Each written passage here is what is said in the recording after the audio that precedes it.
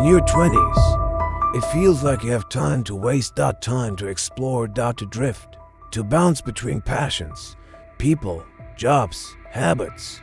You tell yourself it's all part of the journey, that it's okay not to know, that trying things is the point. And sure, that's not wrong, but it's incomplete, because no one tells you that you're not just experimenting. You're building a structure, a pattern, a blueprint. Every night you stay up scrolling, every emotion you avoid, every person you stay with out of convenience. Every decision you put off. They don't just disappear, they accumulate. In one day, maybe when you're 32 or 35, you wake up and feel an ache you can't name. Your life is full, but it feels hollow. Your habits are stable, but you feel stuck. You've got what you thought you wanted, but it doesn't feel like yours. That's not sudden, that's echo.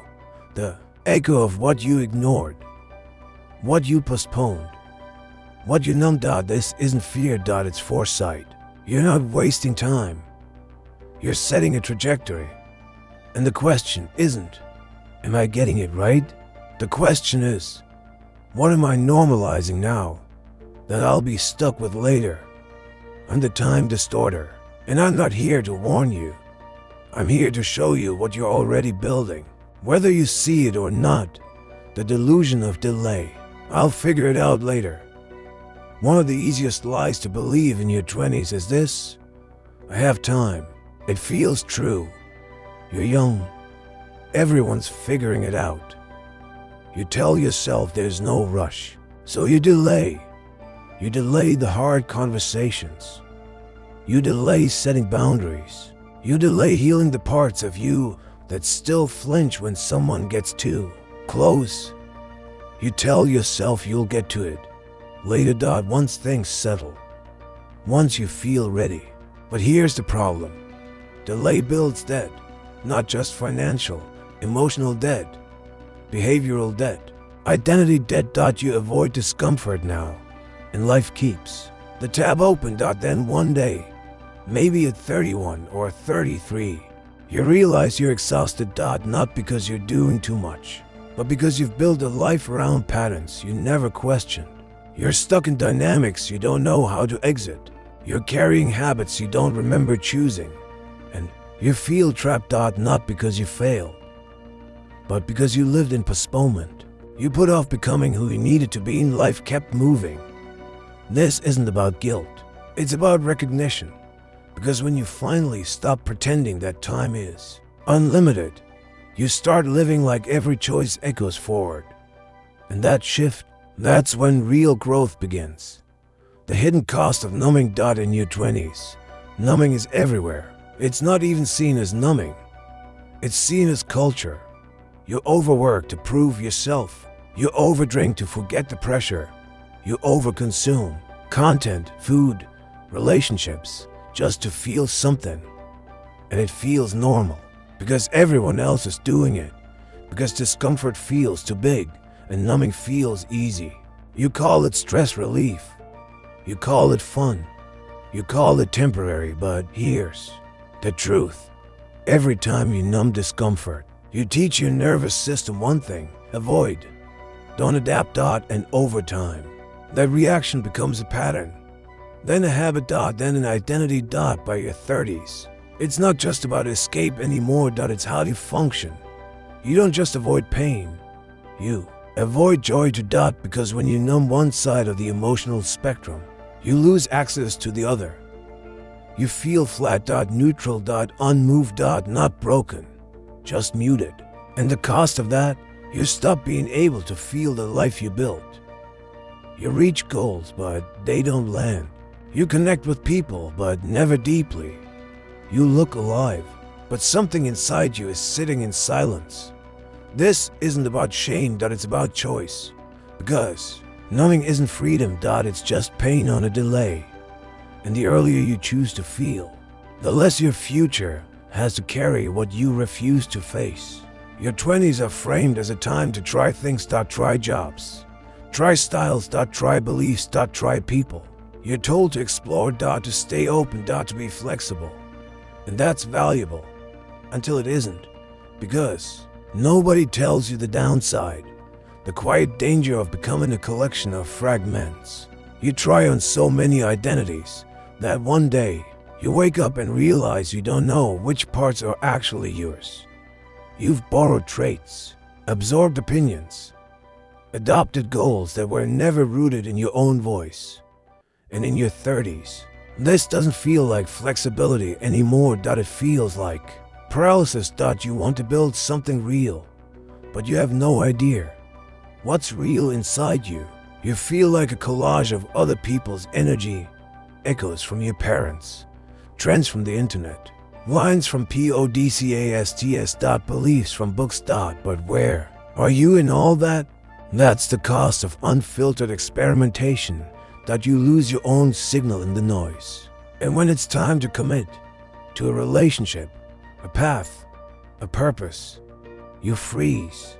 Not because you don't care, but because you've spent years rehearsing for approval instead of listening for truth. The performance becomes so polished you can't tell where it ends and you begin. But here's the shift. You don't have to throw it all away.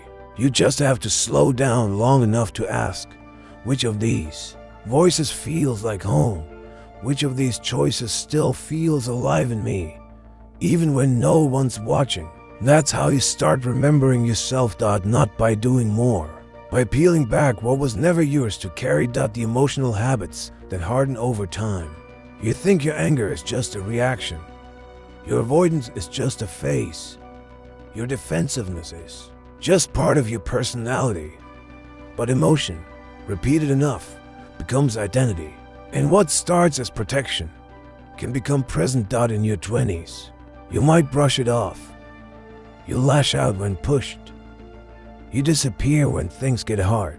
You say yes when you want to say no. It feels manageable. Small. Situational. But here's what you're really doing. You're carving grooves into your nervous system. And the more you repeat the pattern, the deeper it sets. By your 30s, those grooves aren't just reactions anymore. They feel like who you are. You stop seeing your avoidance as something optional. It becomes instinct. You stop questioning your emotional numbness. It becomes baseline. You think it's just how life is now, but it's not life. It's repetition. Vulnerability becomes foreign. Trust feels dangerous. Softness gets buried under years of survival. And that's why change feels impossible later. Because now you're not just unlearning behavior, you're unraveling identity. But here's the truth. You're not rigid. You're rehearsed. And what was learned can be unlearned. But the earlier you catch the pattern, the less power it has to define you. Because time doesn't just pass. It shapes.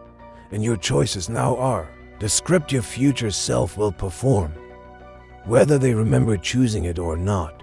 Nobody tells you this. Your 20s aren't just about money. They're about energy. And most people spend both like they're infinite. You say yes to every plan, every project, every message. You buy things to feel enough. You overcome it to feel wanted. You stay busy to avoid the stillness that scares you. And slowly, you trade energy for validation, time for distraction, presence for performance. It doesn't look dramatic. It looks like survival. It looks like doing what everyone else is doing. But the cost is real. By your 30s, your body's tired, not because of age, but because you spent your 20s living like your spirit didn't need maintenance. Now your attention span is broken. Your calendar is full of obligations that drain you, and rest doesn't restore you anymore. It just keeps you from collapsing. You didn't burn out from effort. You burned out from misuse, because you thought energy was something you earned by doing more. But energy isn't earned. It's protected. And if you don't learn how to protect it early, life will force you to later. Your nervous system isn't a machine. It's a mirror. And it reflects every decision you made about what deserved your time and what didn't. You're not out of energy. You're just overdue for a reckoning with how you've been spending it. What changes when you finally pay attention? This isn't about regret, it's about revelation. Because the moment you finally stop numbing, delaying, and deflecting, something powerful happens. You start seeing things you used to ignore, not with shame, but with clarity.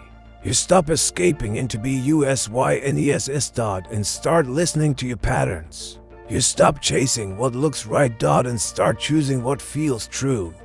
And that shift, it's subtle, but it changes everything. You no longer build a life out of fear of missing out.